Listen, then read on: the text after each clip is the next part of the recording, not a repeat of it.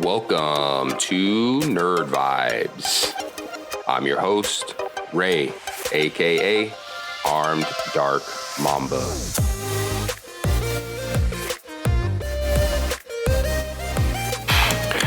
On today's episode, we're going to be doing something a little bit different. I had planned a episode about a topic I'm going to keep in the dark because I want to keep it in my back pocket.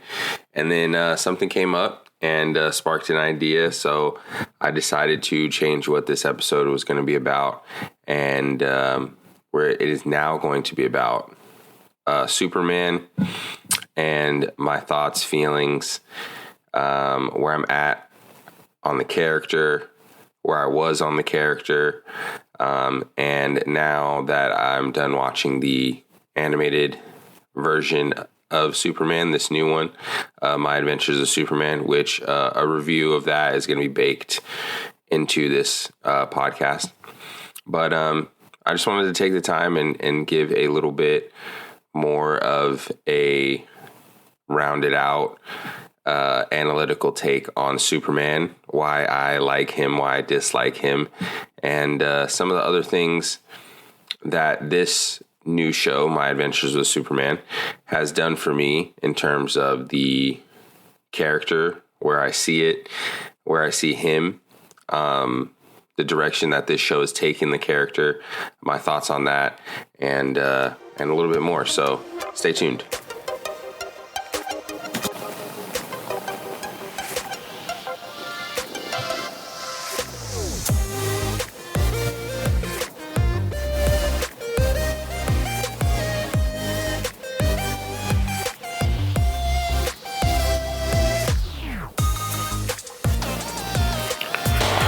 Before we talk about the new animated My Adventures with Superman TV show that prompted this podcast, I want to go back and talk about the Superman animated show that I'm most familiar with, which is the 1996 Superman, the animated series. That's going to be my introduction to Superman as a character. Some of his villains, his Sinister Six, or his villain archive, whatever you want to call him, his rogue gallery. That's what I was looking for, his rogue gallery. So that's when I first got introduced to Superman as a character, and then subsequently in different animated properties, the Justice League Unlimited, Superman movies, various other Superman media, movies, TV shows, comic books, all those types of things. And throughout my consumption of Superman content, I never liked him particularly as a character. Okay. I believed that his storylines were often very predictable. His decision-making was often very predictable.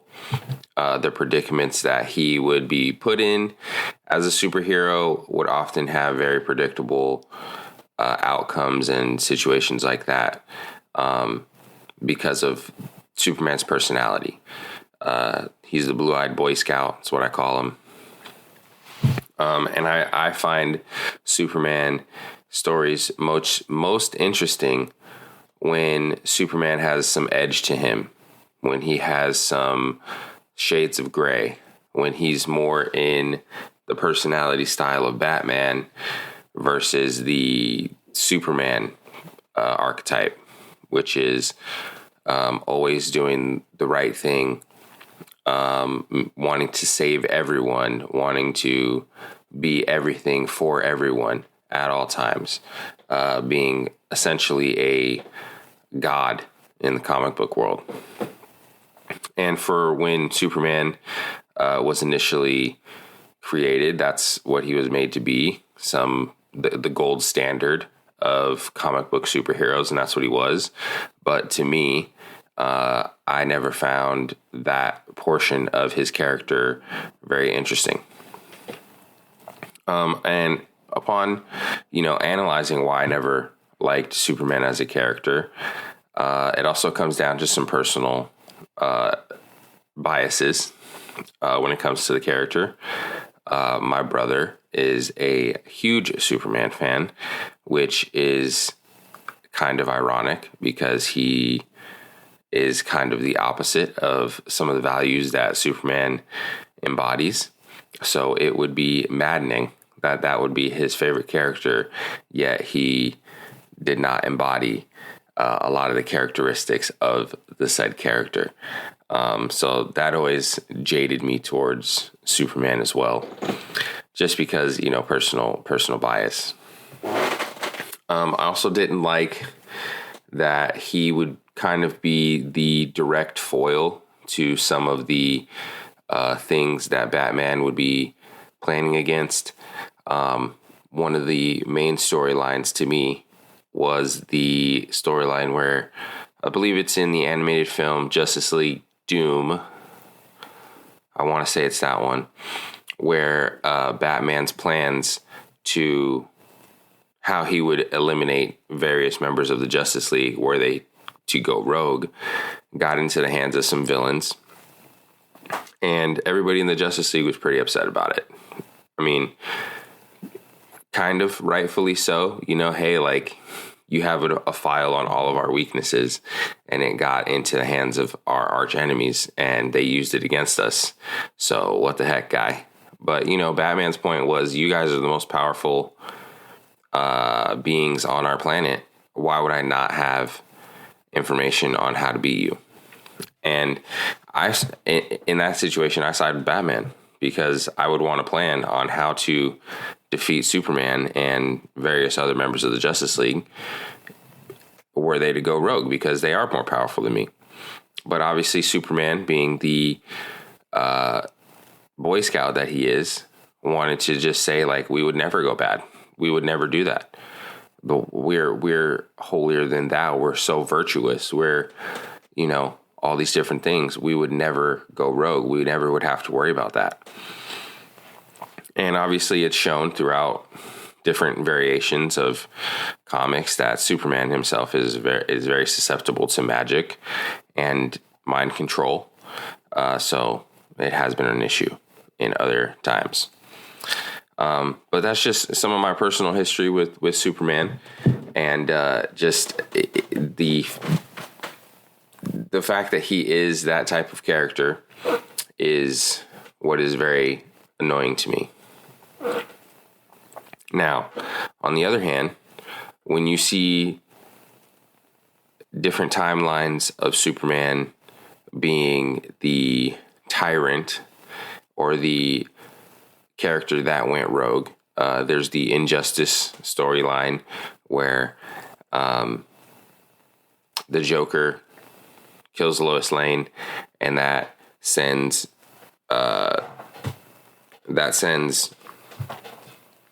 Superman down a spiral of anger and depression, because she was also pregnant with his child at the time. So he's angry, he's depressed. So he just decides, I have this amazing power. I'm going to take it and bring world order in the way that I see fit. So he proceeds to do that, and obviously Batman is opposed to him, and that is a whole storyline.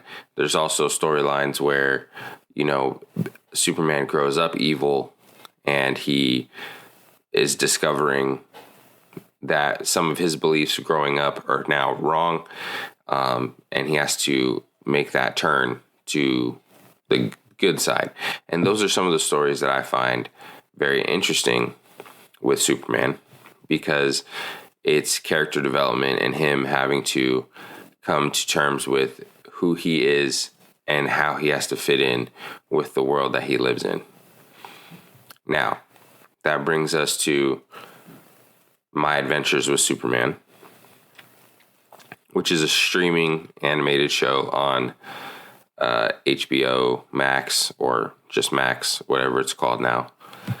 And I just want to get into it, and I want to talk about it, and I want to talk about some of the things that they're doing in this show versus some of the ways that we've seen Superman and other characters in the Superman direct universe have been portrayed, and what this show is doing to give a new twist on those characters and to freshen up and bring new and creative things into the lore. And I also want to give my thoughts and feelings on how this show is, give it a rating, the whole thing. We're going to do a deep dive on it real quick. Maybe not quickly, but we're going to do a deep dive on it. And by the end of this, you'll know if you want to watch My Adventures with Superman on HBO Max, and you'll know exactly how I feel about that show and where I want it to go. So stay tuned.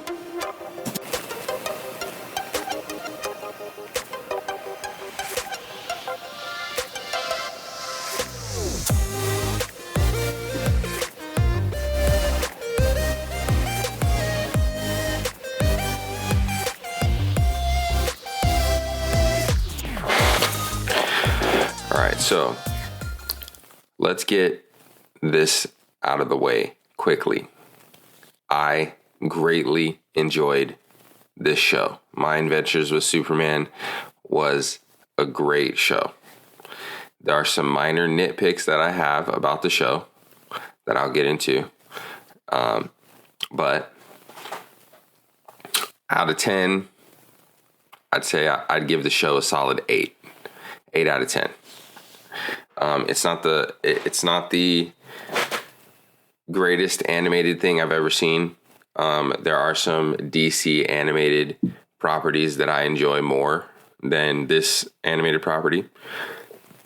But as far as the character development, the storyline, with a minor nitpick, and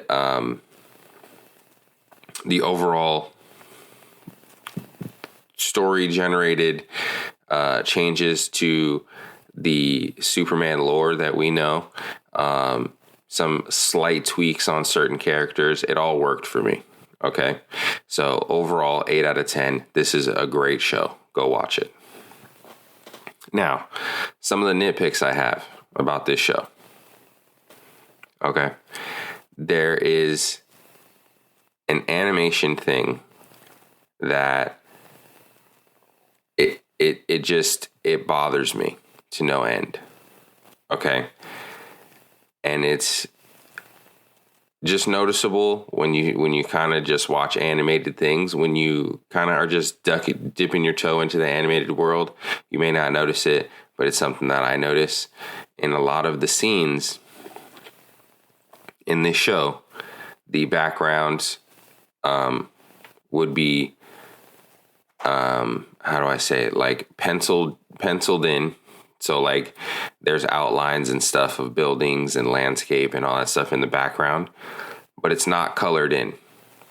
Okay, it's just the outlines with white, and it bleeds into the colored in closer, like the foreground. That's right around our characters, but in the background you can see the outlines of these buildings and the landscape and stuff, and it's not colored in. And at some points in the show you can get past it. At some points in the show it is jarring to my eye. That's just me. Like I said, it is a nitpick, but it is something that I knock the show for. And then the other thing that I knock the show for is there was a brief moment in, I want to say, episode 2 of My Adventures with Superman, where he gets his suit. And there's a brief moment where he uses the most comic book accurate version to the suit that I'm referring to is the new 52 version, where it's just an all blue suit. You have the Superman logo, which is, he has a new logo for this show as well. But it would just be the all blue suit, logo on the chest, red cape, red boots. There's a brief moment in the show where they had that suit, And then he, comes back from where he was at, where he got the suit, comes to his Earth mom, and his Earth mom is like, it needs something. And then that's where we see where he puts on the red tights, or the red undies, as I call them. And we get the more comic book accurate, closer to the classic Superman version suit. I don't like that suit. I think it needs to be modernized and updated, and they had it for a second, and it was the perfect suit, and then they put the undies on it and it ruined the suit. So that's just another nitpick for me. And then the other nitpick is a storyline nitpick. Okay, there was an episode, it is episode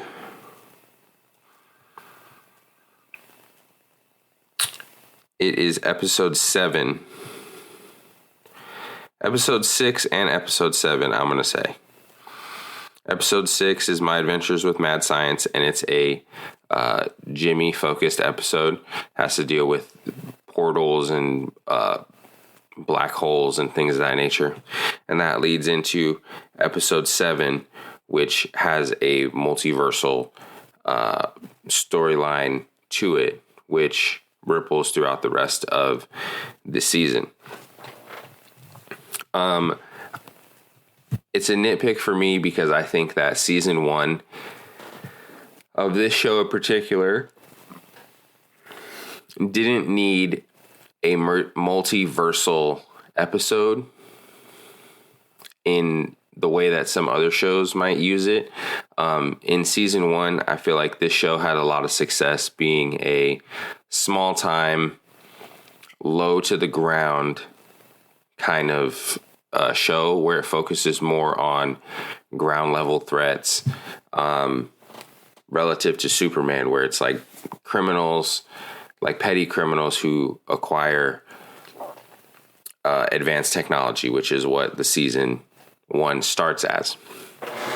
And as the season progresses, Superman unlocks powers, unlocks more of himself as a superhero, which is another thing that I actually loved about this show, is the way that they are doing Superman's powers. More on that in a second.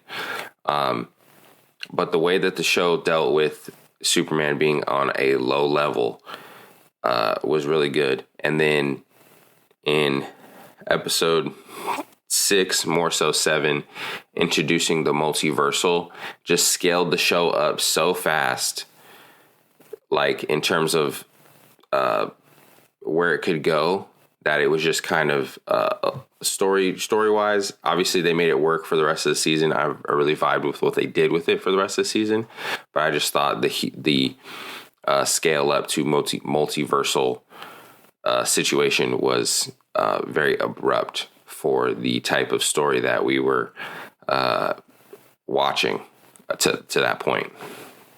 But other than that, other than those 3 little nitpicks, great show. Okay.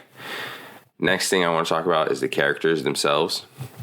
We have Clark Kent, aka Superman, who is right now in the show, I believe 22 or 23 years old. Just graduated college and is an intern at the Daily Planet with his best friend, Jimmy Olsen, and Lois Lane. The way they portray this Superman is a little bit different. He does have his Clark Kent alternate persona, but Lois and namely Jimmy pretty much know very quickly that he's Superman. So his Clark Kent persona becomes kind of folded into his Superman persona, to where they're not so different as to other versions of Superman. Now, the thing that this show did really well was it fleshed out the other characters around Superman, and it made Superman more relatable as a character. By fleshing out his friendship with Jimmy and his relationship with Lois, we find that Superman is a more relatable character. And it makes the show more wholesome. So you have Jimmy, who is Clark's best friend, Superman's best friend, and they've been best friends for, it says in the show, but I can't remember, for a long time at this point. They went through college together, all these different things. And you find out later, Jimmy knew that Clark was Superman pretty much the whole time, but didn't want to say anything because it was Clark's secret to tell his best friend Jimmy. Okay.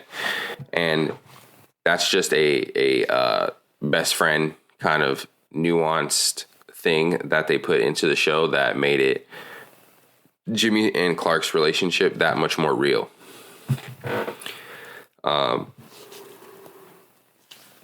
You also have Jimmy, who has his own storyline with him being Flamebird, which is basically all these different extraterrestrial, alien type conspiracy theory kind of things. And one of the things that he gets popular for is covering Superman, who obviously he has a connect with, which is Clark. And then, spoiler alert, at the end, he sells his Flamebird that he's been building up the entire season 1 for a lot of money, and he's rich. So that's kind of Jimmy's storyline. But him, in combination with how he interacts with Clark and Lois, which we're about to talk about, is what gives this show really, really good legs to stand on. And it's those two, Clark and Jimmy's relationship with Lois, who has her own character development, her own character arc in this show as well, that it just vibes all so well together. Now, Lois, she is a very good character. She isn't like a lot of the other Lois Lanes that we've seen in different depictions of her. She's just an intern at this point. She's not. She's a very good reporter, but she's not there yet in terms of the notoriety and stuff. She's very stubborn. She is on par with Clark and with Jimmy in terms of mental acuity, and her wit and humor is very good. And then obviously her love connection with Clark is a through line throughout the first season. And now when you put Jimmy into that relationship between Lois and Clark, because they're in a relationship, it makes for some hijinks, with a third wheel situation. And I believe the show handles those situations perfectly because, for a long time, my best friend has been a third wheel when I'm in relationships. And it was perfectly depicted how the best friend would handle certain situations. For example, Lois found out about Clark being Superman. So Clark told Lois he was Superman before he told Jimmy. Now, there were some circumstantial things that happened in there, which to why Lois got told before Jimmy. But the point was, Clark told his girlfriend of, at that point, maybe a couple weeks, couple months, maybe not even his girlfriend at that time, that he was Superman before his best friend of multiple years. His best friend felt betrayed. And I felt that was a perfect depiction of how a best friend would take that news. Jimmy also expressed feelings of happiness, of obviously, duh, I knew that, all those types of feelings. But at the end, he was like, wait a minute, you told Lois before you told me. How could you do that? I'm your best friend. So, and like I said, I keep coming back to it, but I feel like that was perfectly depicted. Another character that was perfectly depicted was Amanda Waller. If you watch any DC properties, if you're familiar with the Suicide Squad, you're familiar with who Amanda Waller is. The one thing you can count on is Amanda Waller will remain Amanda Waller in a lot of different DC properties. She doesn't change too much. She's constantly seeking power, constantly seeking authority, and she achieves those things at the end of season 1 in the way that Amanda Waller wants to achieve those things. So it was very satisfying to see that we get Deathstroke in a different version. We haven't seen enough of him to make a true determination if I like that version of Deathstroke or not. We have a different version of Parasite, which was a fight I wanted to highlight, which we'll talk about later. But they did a different thing with Parasite. We have Elektra, I believe her name is, or I can't remember what the name is of that one. And then some other unnamed villains that I don't know from Superman's Rogue Gallery. Let me see if I can look them up here while we're talking. But I think they did a good job with some of the villains' origin stories. Some of the other villains I didn't necessarily vibe with. I did like the Colonel and the twist that came with that, and how that was portrayed in there, and how that came with its own set of familial situations in the last episode. I love that. Livewire. It was Livewire. Her name's Livewire. All right, so we got Deathstroke, Intergang,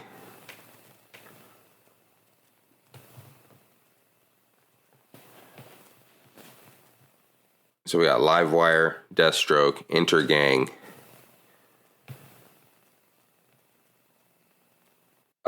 Anthony Ivo, and Parasite.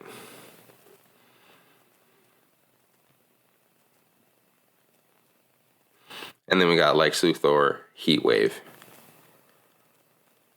the Brain, Mr. Mxyzptlk, and then Task Force X, which is later named Suicide Squad. So that's all the villains we have in there. We had the multiversal episode with Mr. Mxyzptlk, which that villain in Superman's Rogue Gallery is a multi-dimensional, what is it, like elf or fairy, that sort of situation. So it makes sense with Superman's Rogue Gallery that villain would be in there. It's just that with that plot point, I felt that the story was doing a really good job staying ground level, staying a little bit more low key, and not having like planetary or multiversal threats to keep the show grounded. And I just thought that episode was out of place. But the villain in that episode is a part of Superman's Rogue Gallery, which, so it makes sense that he was there. But anyway, so we get Deathstroke in this, which, like I said, we haven't spent enough time with him I don't know if I like him as a character.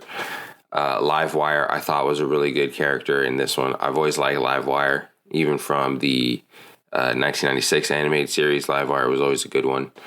Intergang, we didn't really get too much of them in this, in a real way, to see the character development in Intergang. Plus, I don't necessarily I'm not too familiar with Intergang as a villain for Superman, to be honest. And then you have Heatwave. It's just a fire villain. Doesn't really do much against Superman. Not interesting.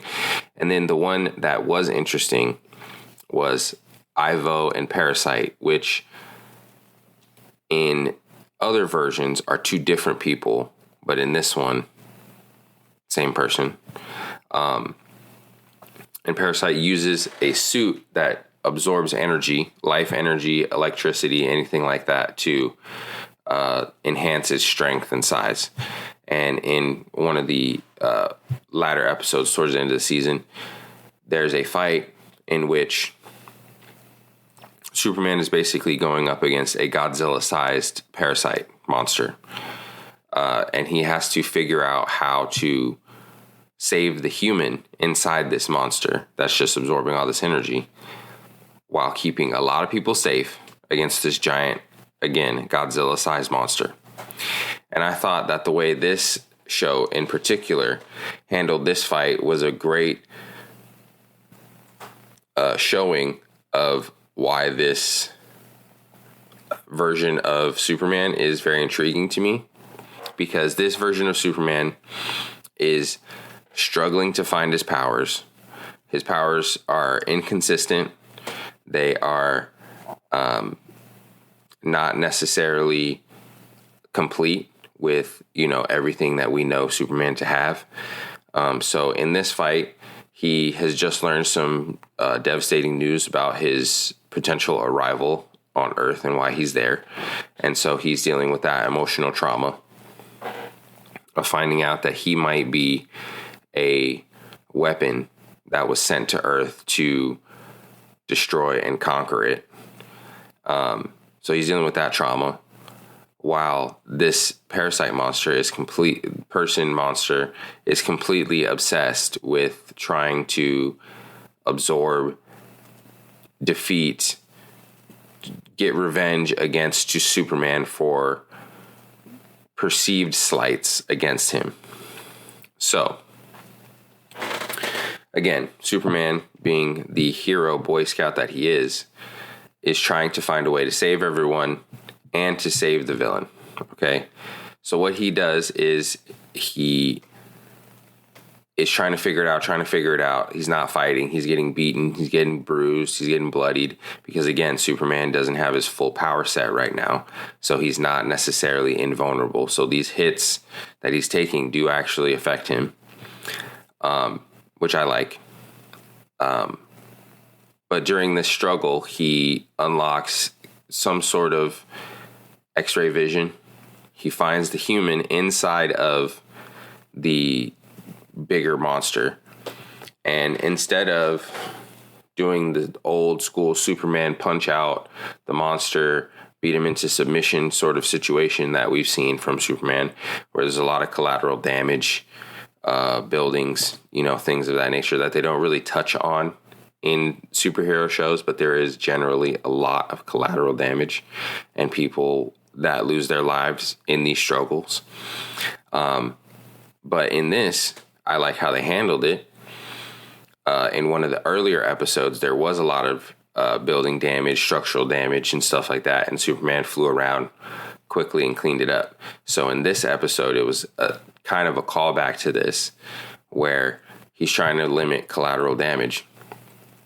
So he sees where the guy is in the body. He just super speed flies straight through the monster, grabs a human, flies out the back. The monster is rendered useless and is just stuck in place. The villain has been apprehended, threat neutralized, minimal collateral damage. So I thought that was a very cool minor detail that was brought back from earlier in the season to the end of the season. That was just showing how good of a person that Superman was, because during this time in the episode, there's a lot of propaganda going around that Superman isn't human, isn't part of the culture, isn't here to do the things that he's saying that he's here to do, which is help people and use his powers for good. Which is also a part of Lois's character development in that situation, because she had to learn from another journalist that she looked up to some of the tricks of the trade. So there's some character development in that episode. And that's another thing. The way that Lois, again, is portrayed in this, she's a strong female character. The portrayal of Lois Lane in this is very, very good, and it's very up to date with our times right now. And I think it's very just perfect portrayal. Those three characters, Clark, Jimmy, and Lois, really carry this show, and the relationship that they have, not only between each other, all three of them have individual relationships with each other, but they also have great banter, great conversations, great energy as a group, which, just like I said, again, carries this show. And to get to the backside of this argument, or this conversation we're having, My Adventures with Superman takes some chances with the lore of Superman that I really enjoy. This version of Superman has little to no idea of where he came from, why he has these powers, what's going on with him, anything like that. He gets bits and pieces throughout the first season, coming with the big reveal in our episode, I want to say 9 into 10, where he starts to learn some of the things that have happened in the past with the seemingly Kryptonian race. So he sees some of the things, and he becomes traumatized, and then therefore he closes off the only at this point space where he has to learn about his culture and his history. He closes that off because it poses an imminent threat to the Earth and his home now. So he destroys that, and to this point he has no other way of knowing where he came from, who he is, his original parents, all those things at this point into season 1. And I like that they're using Superman's Rogue Gallery to bring a familiar element of Superman's stories to this story, this brand new story. But they're also taking creative license and a good creative direction in taking an origin that we all know when it comes to Superman. He came in the pod, his family saved him, Krypton exploded, that whole deal. We take that origin that we know from Superman and we just tweak it a little to, well, what if they sent him to Earth to dominate it? What if they sent him to Earth to be a weapon to open the gates, so to speak, to the incoming invasion? What if that happened? And then what if we have a Superman situation where he just doesn't remember that was his mission, and that's what he was supposed to do? So this first season brings the reason that Superman is with us in the first place into doubt, which I believe is a good storytelling device. And then with that, it keeps a barrier between Superman and him unlocking his full potential, which for me is really good, because then it keeps Superman at a level that is more relatable, as well as Superman could be, to where he's not fully invulnerable.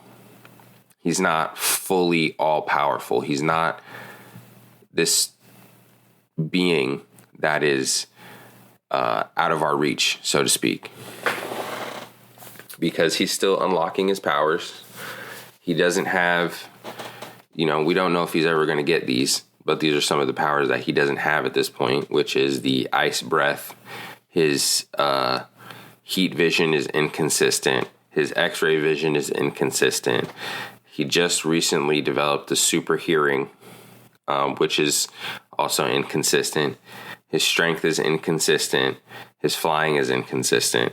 And then that's not to mention some of the over powered abilities that he's gotten throughout the years in the comics. Those are just the baseline ones. So like I said, he hasn't unlocked his his freezing breath. And then all the other powers I mentioned are just inconsistent to this point. So he doesn't know how to use them. And I believe that keeps Superman in this show very, very grounded, very relatable. And it makes the show easier to watch. It makes the relationships between Lois and Jimmy easier because he isn't this all-powerful being. They know that. He knows that. So when he's in fights, it makes the fights have more tension because there's more stakes, because Superman isn't at his all-powerful best yet. So he can still be beaten. Also, Superman is still dealing with his moral quandaries when he goes into these fights because he still doesn't know how much of his power he can use. So he's also holding back, which also brings stakes to the battles and the fights that he's in because he doesn't know how hard he can go. And he doesn't want to accidentally kill someone, injure someone, things like that. Again, bringing them back to the Blue-Eyed Boy Scout. But the way that they're presenting this Blue-Eyed Boy Scout, I'm really enjoying. So if you get a chance, My Adventures with Superman. This is not an ad, by the way. My Adventures with Superman, HBO Max. Go watch it. It's very good. It's a very good reimagining of Superman, the character. Lois and Jimmy as characters. They're very fleshed out. The Rogue Gallery is fun, very interesting. Again, I do have some gripes with the animation, but again, I'm not an artist. Animation choices are animation choices. But I enjoyed this show. I just really enjoyed the hell out of it. I'm not going to lie. And it did bring me some enjoyment to watch a Superman show. And I never thought that I would say that because I don't like Superman, but I like this version of Superman. He's young, he's learning, and I love the hero's journey type story. Sorry. So Superman having to learn his powers, find his powers, along with having to find his past, where he's coming from, with the overall story being who these invaders are and what that means for Superman. The also underlying story of Lois becoming a crack reporter, Jimmy, taking his photography and his Flamebird app, all that kind of stuff, what he's doing with that. So his character development, and then all of their storylines relative to each other and how that impacts Superman is what I'm looking forward to going forward in this show. I think it's going to be very good. And I didn't think I would ever say I enjoyed my time with Superman, but I enjoyed my time with Superman. Nice, quick 10 episodes, 25 minute episodes. So it's quick. So just go watch the show if ever you get a chance. My Adventures with Superman, super, super good. And with that, it is also a good show that teaches you a lot of lessons about acceptance of people, where you come from, learning where you come from, learning that where you come from doesn't have to necessarily shape you as a person in a negative way or anything like that. You don't have to be who or what you were sent out to be or what people thought you would be. You don't have to be that. You can be your own person. And those are all some deeper underlying tones in this show. And yeah, I mean, like I said, dude, it's just the show is just so good. And I just wanted to take the time now that I finished it to talk about it and give it its flowers, especially from me, a self-proclaimed non-Superman fan. Just wanted to like I said, it just expound on how great this show is and how fun it's been to watch it. And I think that everybody should watch it. So go watch My Adventures with Superman. It's a fun time.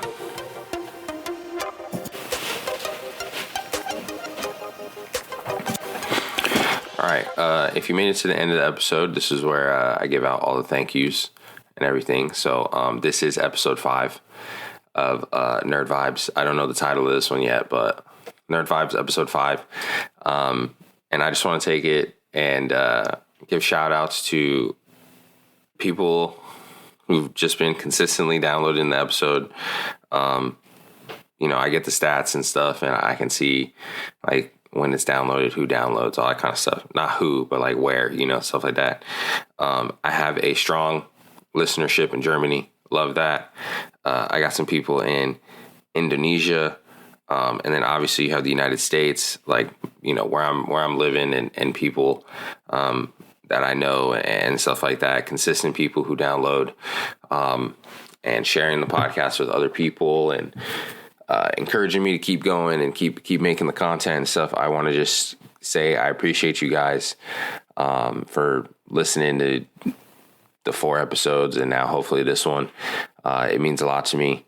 I'm going to keep going and trying to keep consistent with this. This is something that I want to do. And seeing the consistent listeners, even though it's small, it does make a ton of difference. And I just want to let you guys know that you are appreciated.